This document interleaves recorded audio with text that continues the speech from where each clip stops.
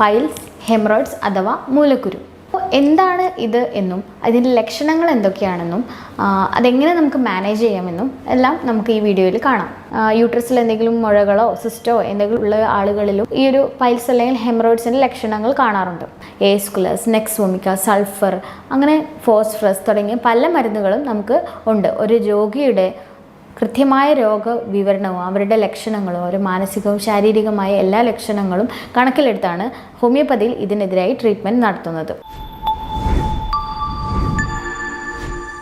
Hi everyone, ഇന്ന് ഞാൻ നിങ്ങളുമായി ഷെയർ ചെയ്യാൻ വന്നിരിക്കുന്നത് സർവ്വസാധാരണമായി ആളുകളിൽ കണ്ടുവരുന്ന ഒരസുഖത്തെക്കുറിച്ചാണ്. പൈൽസ്, ഹെമറോയിഡ്സ് അഥവാ മൂലക്കുരു. അപ്പോൾ എന്താണ് ഇത് എന്നും അതിൻ്റെ ലക്ഷണങ്ങൾ എന്തൊക്കെയാണെന്നും അതെങ്ങനെ നമുക്ക് മാനേജ് ചെയ്യാമെന്നും എല്ലാം നമുക്ക് ഈ വീഡിയോയിൽ കാണാം. ഞാൻ doctor Gatha, senior homeopathy consultant, olive homeopathy, Keezhissery, Malappuram ജില്ല. അപ്പോൾ എന്താണ് ഹെമറോയിഡ്സ് അഥവാ പൈൽസ് അല്ലെങ്കിൽ മൂലക്കുരു എന്ന് നമുക്ക് നോക്കാം. മലദ്വാരത്തിൻ്റെ രക്തക്കുഴലുകളിൽ ഉണ്ടാവുന്ന വീക്കമാണ് പൈൽസ്, ഹെമറോയിഡ്സ് അഥവാ മൂലക്കുരു എന്ന് പറയുന്നത്. അത് പതുക്കെ പതുക്കെ താഴേക്ക് ഇറങ്ങി വരികയും, അതായത് പല പല സാഹചര്യങ്ങൾ വരുമ്പോൾ നമുക്ക് കോൺസ്റ്റിപ്പേഷൻ അങ്ങനെ എന്തെങ്കിലും സ്ട്രെയിൻ ചെയ്യേണ്ടി വരുന്ന ഒരവസ്ഥയിൽ അത് പതുക്കെ പതുക്കെ പുറത്തേക്ക് വരുന്ന ഒരവസ്ഥയാണ് മൂലക്കുരു അഥവാ പൈൽസ്, ഹെമറോയിഡ്സ് എന്ന് പറയുന്നത്.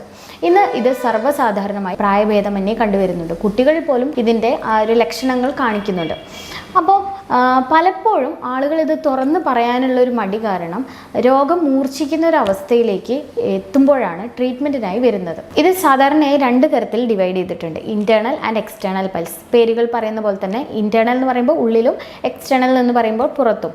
ഇൻറ്റേർണൽ പൈൽസ് എന്ന് പറയുമ്പോൾ നമ്മുടെ മലദ്വാരത്തിൻ്റെ ഉള്ളിലുള്ള രക്തക്കുഴലുകളിൽ ഉണ്ടാകുന്ന ആ വീക്ക്, ഇത് സാധാരണയായി അധികം പെയിൻഫുള്ളോ അത് ബുദ്ധിമുട്ടുണ്ടാക്കുന്നില്ല. എന്തെങ്കിലും ഒരു സാഹചര്യം വരുമ്പോൾ, അതായത് കോൺസ്റ്റിപ്പേഷൻ അല്ലെങ്കിൽ കൂടുതലായിട്ട് സ്ട്രെയിൻ ചെയ്യേണ്ട ഒരു അവസ്ഥ വരുമ്പോൾ പതുക്കെ പതുക്കെ മലത്തോടു കൂടെയോ അല്ലെങ്കിൽ മലം പോയതിനു ശേഷമോ മലശോധനയ്ക്ക് ശേഷമോ ചെറുതായിട്ട് ബ്ലീഡിങ് കണ്ടുവരുന്നു.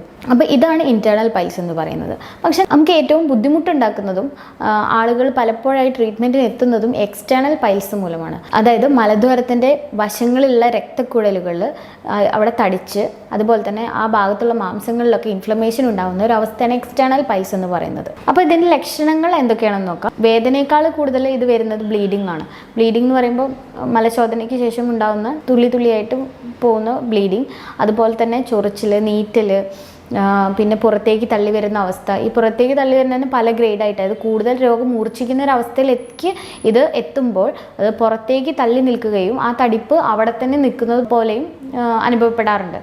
പിന്നെ നമുക്ക് ഇതിൻ്റെ കാരണങ്ങൾ എന്തൊക്കെയാണെന്ന് നോക്കാം. പാരമ്പര്യമായിട്ട് ഇത് വരാമെങ്കിലും വയറിനകത്ത് വരുന്ന അമിതമായ പ്രഷർ മൂലം ആ വരുന്ന സാഹചര്യത്തിലാണ് ഈ പൈൽസ് ഉണ്ടാകുന്നത്. അപ്പോൾ വയറിനകത്ത് എന്തുകൊണ്ടൊക്കെയാണ് ഈ അമിതമായിട്ടുള്ള പ്രഷർ വരുന്നത്? നമ്മൾ കൂടുതലായിട്ട് ഇരിക്കുമ്പോൾ അല്ലെങ്കിൽ അമിതവണ്ണം ഉണ്ടാകുമ്പോൾ കൂടുതലായിട്ട് മലം പോകാൻ സ്ട്രെയിൻ ചെയ്യേണ്ടി വരുന്ന ഒരവസ്ഥ, അല്ലെങ്കിൽ മലബന്ധം, നമ്മുടെ ജീവിതശൈലി വന്നിട്ടുള്ള മാറ്റം, അതായത് വെള്ളം കുടിക്കുന്നതിൻ്റെ അളവ് വളരെ കുറവ്, അതുപോലെ നാരുകൾ അടങ്ങിയ ഭക്ഷണങ്ങളുടെ കുറവ്, ഷുഗർ ഐറ്റംസ് ഒക്കെ കൂടുതൽ കഴിക്കുകയും, അതുപോലെ മസാല അല്ലെങ്കിൽ നോൺ വെജ് ഐറ്റംസ്, സ്പൈസി ആയിട്ടുള്ള ഐറ്റംസ്, ഫാസ്റ്റ് ഫുഡ് ഐറ്റംസ്, ഇതെല്ലാം നമുക്ക് ഓവറായിട്ട് കഴിക്കുകയും അങ്ങനെ ദഹനക്കേട് അല്ലെങ്കിൽ ദഹന സംബന്ധമായ അസുഖങ്ങൾ ഉണ്ടാവുകയും അതുപോലെ തന്നെ മലബന്ധം പോലുള്ള അസുഖങ്ങൾ ഉണ്ടാവുകയും ചെയ്യുന്നു. അതുമൂലം നമുക്ക് കൂടുതലായിട്ട് ടോയ്ലറ്റിൽ സ്ട്രെയിൻ ചെയ്യേണ്ടി വരുന്ന ഒരവസ്ഥ. അങ്ങനെ പതുക്കെ പതുക്കെ ഇത് പൈൽസ് അല്ലെങ്കിൽ ഹെമറോയിഡ്സ് എന്നുള്ളൊരു കണ്ടീഷനിലേക്ക് നമ്മൾ എത്തിച്ചേരുകയാണ് ചെയ്യുന്നത്.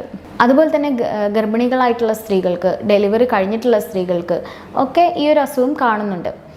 യൂട്രസിൽ എന്തെങ്കിലും മുഴകളോ സിസ്റ്റോ എന്തെങ്കിലും ഉള്ള ആളുകളിലും ഈ ഒരു പൈൽസ് അല്ലെങ്കിൽ ഹെമറോയിഡ്സിൻ്റെ ലക്ഷണങ്ങൾ കാണാറുണ്ട്. പിന്നെ വേറൊരു കാര്യം നിങ്ങളോട് എനിക്ക് ഷെയർ ചെയ്യാനുള്ളത് എന്താണെന്ന് വെച്ചാൽ, ആളുകൾക്ക് ഇന്നൊരു തെറ്റായ ധാരണയുണ്ട്. അതായത് ആ ഭാഗത്ത് അല്ലെങ്കിൽ ഏനൽ റീജിയനിൽ എന്തൊരു അസുഖം വന്നാലും അത് പൈൽസ് ആയിട്ടാണ് അവർ പറയാറ്. പക്ഷേ ചില സമയത്ത് അത് പൈൽസ് ആവാം, ഫിഷർ ആവാം, ഫിസ്റ്റുല ആവാം. അത് അതിൻ്റെ ലക്ഷണങ്ങൾക്കനുസരിച്ച് മാറ്റങ്ങൾ വരാം. അതായത് ഫിഷർ എന്താണെന്നും ഫിസ്റ്റുല എന്താണെന്നും അറിഞ്ഞാലേ നമുക്ക് ഇതിലേതാണെന്ന് പറയാൻ പറ്റുള്ളൂ. അതിന് ഫിഷർ എന്താണെന്ന് ഞാൻ ചെറുതായിട്ടൊന്ന് പറയാം. ഫിഷർ എന്ന് പറഞ്ഞാൽ നമ്മൾ ആ ഭാഗത്തുണ്ടാവുന്ന അല്ലെങ്കിൽ ആ മലദ്വാരത്തിൻ്റെ ഭാഗത്തുണ്ടാവുന്ന വിണ്ടുകീറലിനെയാണ് ഫിഷർ എന്ന് പറയുന്നത്. ഫിസ്റ്റുല എന്ന് പറഞ്ഞാൽ നമ്മൾ ഏനൽ റീജിയനിൽ ഉണ്ടാവുന്ന നമ്മളെ മലാശയത്തിൻ്റെ ഉള്ളിൽ നിന്ന് മലദ്വാരത്തിൻ്റെ അവിടേക്ക് വരുന്ന ഒരു കണക്ഷൻ അല്ലെങ്കിൽ ഒരു ഓപ്പണിംഗ്, ഒരു ചെറിയൊരു ഓപ്പണിങ്ങിനെയാണ് ഈ ഫിസ്റ്റുല എന്ന് പറയുന്നത്. അപ്പോൾ ഈ ഫിഷറുള്ള ആളുകൾക്ക് വളരെയധികം പെയിൻഫുൾ ആയിരിക്കും, ഭയങ്കര വേദനയായിരിക്കും. അവർക്ക് ഒരു അരമണിക്കൂറോ, ഇത് മലവിസർജനത്തിന് ശേഷം ഒരു അരമണിക്കൂർ അല്ലെങ്കിൽ അതിൽ കൂടുതൽ സമയം വേദന ഉണ്ടാക്കുന്ന ഒരവസ്ഥയാണ്. ചില സമയത്ത് ഫിഷറിൻ്റെ കൂടെ പൈൽസ് കൂടി വരുമ്പോൾ വളരെയധികം വേദനാജനകമായിട്ടുള്ള ഒരു അവസ്ഥയാണ് അത് വരുന്നത്. അതുപോലെ തന്നെ ഫിസ്റ്റുലയുള്ള പേഷ്യൻസിന് നീരൊലിപ്പ്, അവിടെ ഒരു തടിപ്പ്, അങ്ങനെ പല ലക്ഷണങ്ങളും കാണാറുണ്ട്. അപ്പോൾ ഇത് രോഗം മൂർച്ഛിക്കുന്ന ഒരു അവസ്ഥയിലേക്ക് എത്താതെ നമ്മൾ ചികിത്സ എടുക്കേണ്ട ഒരു അസുഖം ആണ്. നമ്മളിത് വരാതിരിക്കാൻ വേണ്ടി എന്തൊക്കെ മുൻകരുതലുകൾ എടുക്കണം എന്ന് നോക്കാം. ആദ്യം തന്നെ വെള്ളം നന്നായി കുടിക്കുക. 2.5 ലിറ്റർ വെള്ളമെങ്കിലും നമ്മൾ കുടിക്കണം. അതുപോലെ തന്നെ നാരുകളടങ്ങിയ ഭക്ഷണം, non veg, masala, spices, fast ഫുഡിൻ്റെ അമിതമായിട്ടുള്ള ഉപയോഗം കുറയ്ക്കുക. അതുപോലെ ടോയ്ലറ്റ് ട്രെയിനിങ്, പ്രോപ്പറായിട്ടുള്ള ടോയ്ലറ്റ് ട്രെയിനിങ് ചെറുപ്പം മുതലേ കുട്ടികളിൽ വളർത്തിയെടുക്കുക. നമ്മുടെ അമിതവണ്ണം കുറയ്ക്കുക. അങ്ങനെ നമ്മുടെ ജീവിതശൈലിയിൽ ചെറിയ ചെറിയ മാറ്റങ്ങൾ കൊണ്ടുവന്നാൽ തന്നെ നമുക്ക് ഈ ഒരു അസുഖം പരമാവധി കുറയ്ക്കാവുന്നതാണ്, അല്ലെങ്കിൽ ഇതിൻ്റെ ലക്ഷണങ്ങൾ കൺട്രോൾ ചെയ്യാവുന്നതാണ്. അതുപോലെ തന്നെ വ്യായാമം, ദിവസവും അരമണിക്കൂറെങ്കിലും നമുക്ക് വ്യായാമം ചെയ്യാനുള്ള സമയം കണ്ടെത്തേണ്ടിയിരിക്കുന്നു. അത് നമ്മളെ മസിലിന് റിലാക്സേഷൻ ഉണ്ടാക്കുന്നു.